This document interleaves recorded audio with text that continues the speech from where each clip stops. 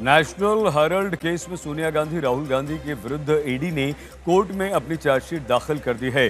आज ईडी के एक्शन के विरोध में कांग्रेस ने प्रदर्शन किया। आरोप यही कि केंद्रीय एजेंसियों का दुरुपयोग बीजेपी कर रही है।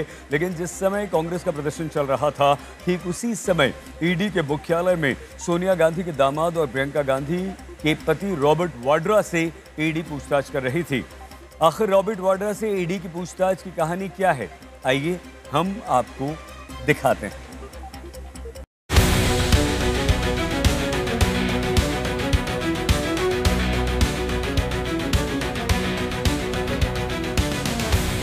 तारीख 15 अप्रैल, रॉबर्ट वाड्रा से 6 घंटे ईडी की पूछताछ।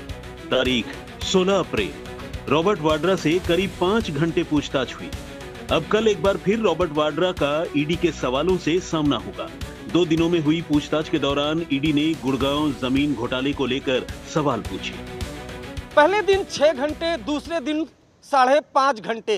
बीते 2 दिन से ईडी की टीम रॉबर्ट वाड्रा से लगातार पूछताछ कर रही है। ईडी सूत्रों के मुताबिक ईडी की टीम ने रॉबर्ट वाड्रा से पूछा कि गुरुग्राम के शिकोहपुर में 3.5 एकड़ की जमीन का लैंड यूज कैसे और किस किस की मिलीभगत से बदला गया। कल फिर से ईडी की टीम रॉबर्ट वाड्रा से पूछताछ करेगी। उन्हें ईडी की टीम के सामने सुबह 11 बजे पेश होना है। आज जब रॉबर्ट वाड्रा ईडी के दफ्तर पहुंचे तो खुद प्रियंका उन्हें छोड़ने आई थी। बड़ी बात यह है कि पूछताछ के दौरान प्रियंका गांधी भी ईडी हेडक्वार्टर के वेटिंग रूम में बैठी रही। रॉबर्ट वाड्रा पर आरोप है, पहले एक जमीन को सस्ते में खरीदा, फिर जमीन का लैंड यूज बदला गया ताकि जमीन को करोड़ों रुपए में बेचा जा सके। इस सौदे से वाड्रा को करोड़ों का फायदा हुआ। हालांकि वाड्रा अपने ऊपर लगे सभी आरोपों को सिरे से खारिज करते नजर आए। मैं यही कहूंगा कि जो भी सवाल पूछ रहे हैं, ये इसके जवाब पहले मैंने 2019 में दे दिए हैं। जो चाहे अगर एजेंसी के लोगों ने, जो भी आईओ ऑफिसर है, अगर उन्होंने मना भी किया कि हमने ये सवाल नहीं पूछे, तो मैंने अपनी स्टेटमेंट 2019 की निकलवाई और उनके सामने मैंने दिखाया कि यही सवाल, जो भी ये विषय में आपने बुलाया, इसके सवाल ऑलरेडी हो चुके हैं। तो वो खुद हैरान थे। और मैं यही कहूंगा कि एजेंसियों का दुरुपयोग हो रहा है।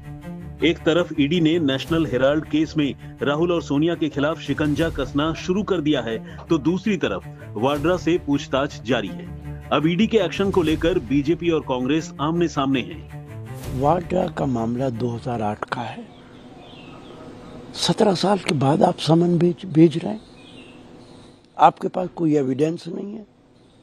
अगर आपके पास एविडेंस है, उठा के बंद कीजिए। लेकिन आप सिर्फ कानून के साथ खिलवाड़ करना चाहते हैं, देश के अंदर गांधी परिवार को बदनाम करना चाहते हैं। आपका यही मकसद है। 7.5 करोड़ को 58 करोड़ में कैसे बदलना है, ये इससे बड़ा क्या मामला हो सकता है? कैसे लैंड यूज रातों रात चेंज होना है, इससे बड़ा मामला क्या हो सकता है? कैसे एक कंपनी से पैसे फंड कराकर ज़मीन खरीदकर लैंड यूज चेंज कर उसी कंपनी को वापस 5 गुना भाव, 6 गुना भाव में उसको उसी कंपनी को वापस ज़मीन दे देनी है, ये मामला है। और ये ब्लू कॉलर क्राइम है, सब में लगता है। ईडी के एक्शन की टाइमिंग को लेकर भी विपक्ष सवाल उठा रहा है। अब देखिए, उनके पास कागजात हैं ईडी के पास, उसके आधार पर वो क्या कार्रवाई करते हैं। रॉबर्ट वाड्रा के मामले में कभी कार्रवाई होती है, कभी नहीं होती है। तो लुका छिपी का खेल चल रहा है ईडी का। कांग्रेस का आरोप यही है कि ईडी का एक्शन भ्रष्टाचार के खिलाफ कार्रवाई नहीं, बल्कि अपने सियासी विरोधियों को डराने की साजिश है। लेकिन बीजेपी सवाल उठा रही है कि 3 करोड़ की जमीन 58 करोड़ में कैसे बेच दी। यहाँ दाल में कुछ काला नहीं, बल्कि पूरी दाल ही काली। अरविंद ओझा के साथ आज तक ब्यूरो।